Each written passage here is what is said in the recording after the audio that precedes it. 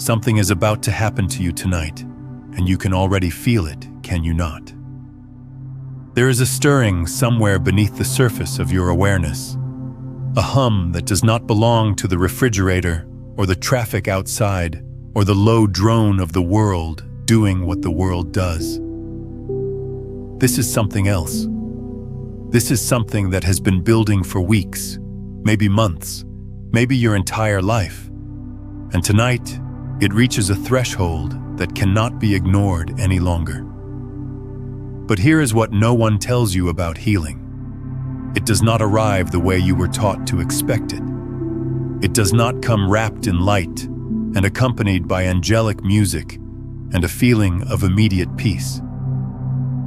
Sometimes, and especially for those who carry what you carry, healing arrives first as disruption, as a tremor in the field, as the strange sensation that everything you thought was solid is suddenly liquid, rearranging itself according to a blueprint you cannot yet see, but that your body already recognizes.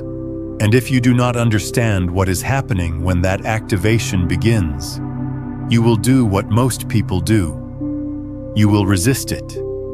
You will tighten. You will interpret the dissolution as destruction, and you will try to hold together the very structure that needs to come apart. So before tonight unfolds the way it is going to unfold, you need to hear this. All of it. Not because these are just words on a screen, but because something in the architecture of this moment, the fact that you are here, that you pressed play, that you are still listening right now instead of scrolling past, that is not coincidence. That is coherence. That is your field already doing what it knows how to do, drawing you toward the information you need at the exact moment you need it. Let us begin with what is actually happening inside you right now, at a level most people never think about. You are not a solid thing. I know you know this intellectually. You have heard it before. Atoms are mostly empty space. Matter is energy. The body is vibration. But knowing it in your mind and knowing it in your cells are two entirely different experiences, and the distance between those two knowings is where most human suffering lives. Your body, right now, in this very moment, is a field. Not a metaphor for a field. An actual electromagnetic field generating measurable frequencies, producing coherent and incoherent patterns of energy that interact with every other field around you. Your heart alone generates an electromagnetic signal that can be detected several feet outside your body. Your brain produces oscillating waves that entrain with the rhythms of the earth itself. You are not in an environment. You are an environment. You are a living, pulsing, radiating architecture of frequency. And that architecture is not fixed. It is responsive. It is adaptive. It changes based on what you think, what you feel, what you believe, and most importantly, what you are willing to release. This is where the concept of a quantum healing field stops being abstract and starts becoming the most practical thing you have ever encountered. Because a healing field is not something that descends upon you from somewhere else. It is not a gift bestowed by an external force. A healing field is what your own system generates when the interference patterns that have been distorting your natural coherence finally begin to dissolve. You do not need to add healing to yourself. You need to remove what is preventing the healing that is already your default state. Let that land for a moment. You were born coherent. You were born whole. Every infant enters this world as a unified field of extraordinary intelligence. Every cell communicating with every other cell. Every system synchronized. Every frequency in harmony. And then life happened. Not just the obvious traumas, not just the moments you can name and point to and say yes, that is where it broke, but the invisible ones too. The ones so subtle you never registered them as wounds at all. The moment you learned that love was conditional. The moment you understood that your worth was tied to your performance. The moment you felt the field of a parent's anxiety and your tiny nervous system absorbed it like a sponge absorbs water. Not because you chose to, but because that is what fields do. They entrain, they synchronize. And a child's field, wide open and utterly undefended, will match the frequency of whatever surrounds it. So you grew up carrying frequencies that were never yours. Patterns of tension in your shoulders that belong to your mother's unspoken grief. A constriction in your throat that mirrors your father's swallowed rage. A heaviness in your chest that is the residue of generations of people who never had the language or the permission to feel what they felt. So they pressed it down and it calcified, and it passed through bloodlines like a silent inheritance no one ever discussed. This is not poetic language. This is biology. Epigenetics has now confirmed what indigenous traditions have taught for thousands of years. That trauma is not merely psychological. It is physiological. It alters gene expression. It changes the way DNA is read and transcribed. It literally rewrites the body at the molecular level. And those rewrites do not stay contained within a single lifetime. They transmit. They carry forward. You are walking around right now with cellular instructions that were encoded by experiences you never personally had, responding to threats that no longer exist, bracing against impacts that landed on someone else's body in some other decade or some other century. And your system, brilliant as it is, has been doing its best with all of this. It has been compensating, adapting, building workarounds, creating coping mechanisms that were genuinely ingenious when they first formed, when you were small and had no other options. The dissociation that let you survive an overwhelming moment. The hypervigilance that kept you safe in an unpredictable household. The people-pleasing that ensured you would not be abandoned. The emotional numbness that protected you from feeling what would have been too much to feel at 3 or 7 or 12 years old. These were not failures. These were masterpieces of adaptation. Your nervous system looked at an impossible situation and found a way through, and you should honor that. You should bow to the intelligence of the child you were who figured out how to survive. But here is the thing. You are not that child anymore. The threats have changed. The environment has changed. You have changed. And those brilliant adaptations that once saved your life are now running on autopilot in a context where they no longer serve you. They are like a security system designed for a house you moved out of 20 years ago, still triggered by every creak and shadow, still flooding your system with cortisol and adrenaline, still keeping you in a state of chronic low-grade emergency that your conscious mind has learned to call normal. If this is resonating with you, if something in these words is landing in a place deeper than your thinking mind, take a moment to hit that like button and subscribe to the channel so you do not miss what comes next in this journey. This is where it gets interesting. Because your body knows this. At some level beneath your conscious awareness, your system knows that it is time. It knows that the old architecture has served its purpose and that continuing to maintain it is now costing more energy than it is saving. Your body is wise in ways your mind cannot fathom, and it has been sending you signals. Signals you may have been misinterpreting. The exhaustion that does not respond to sleep. The anxiety that arises without any identifiable trigger. The sudden waves of emotion that seem to come from nowhere. The strange physical symptoms that no doctor can quite explain. The aches that migrate. The tension that shifts. The heaviness that lifts and then returns in a different location. The vivid dreams. The disrupted sleep patterns, especially waking between 2 and 4 in the morning. The feeling of being on the verge of something enormous without being able to name what it is. These are not signs that something is wrong with you. These are signs that something is right with you. These are the preliminary tremors of a healing field activating, your system beginning the process of reorganization, starting to dismantle the old interference patterns so that your natural coherence can reassert itself. But, and this is crucial, this is the part that changes everything. If you do not understand what is happening, you will fight it. You will go to the doctor and ask for something to make the symptoms stop. You will interpret the emotional waves as evidence of depression or instability.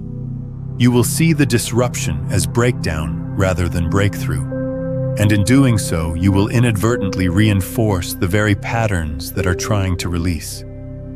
You will add new layers of resistance on top of old layers of resistance. And the healing field, which requires your participation and your willingness, will have to wait. It will not force itself upon you. It cannot. Because this is not something being done to you. This is something being done through you, and it requires your conscious cooperation. So let us talk about what a quantum healing field actually is, in terms that are both scientifically grounded and spiritually honest.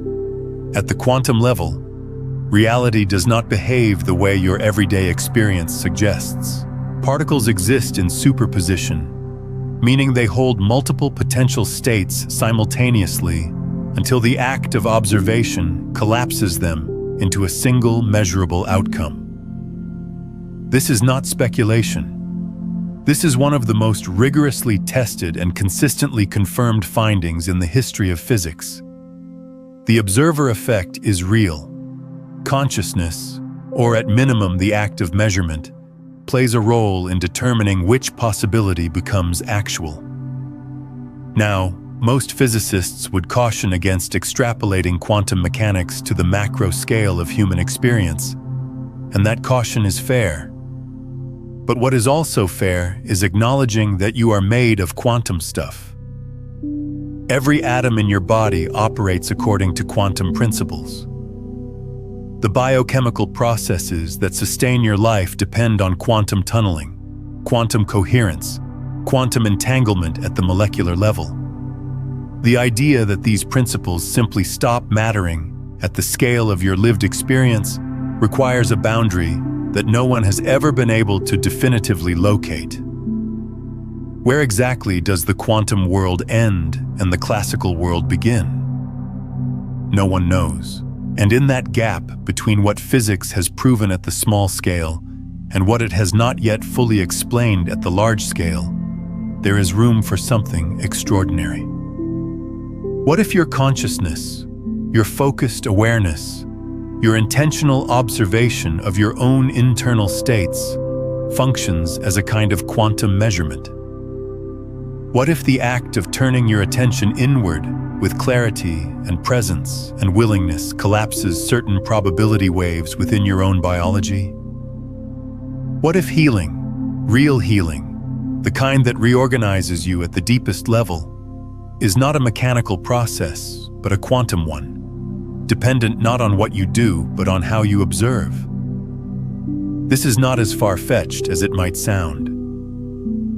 Research in psychoneuroimmunology has demonstrated that mental states directly influence immune function. Studies in heart coherence have shown that emotional states alter the electromagnetic output of the heart in ways that affect cellular regeneration throughout the body.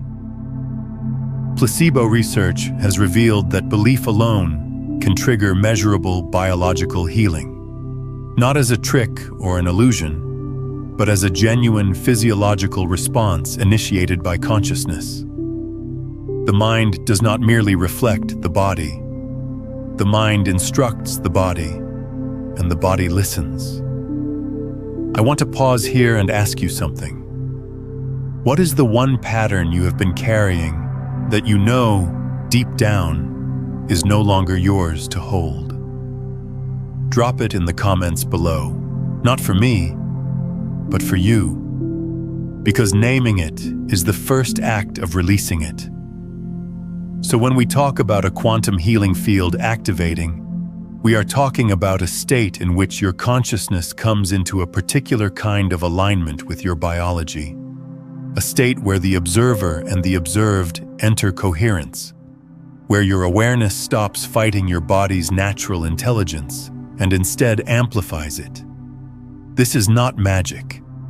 This is physics operating at a level we are only beginning to understand.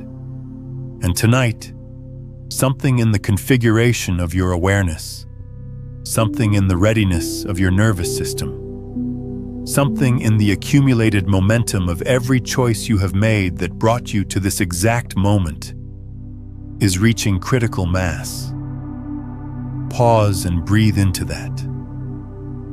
You did not arrive here by accident. Every single experience you have had, every heartbreak, every confusion, every dark night, every moment of inexplicable knowing has been building toward this. Not in a predetermined way, not as though you had no choice, but in the way that water finds its way downhill.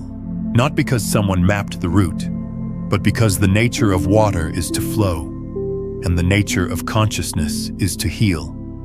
And you have been flowing toward this moment for longer than you realize.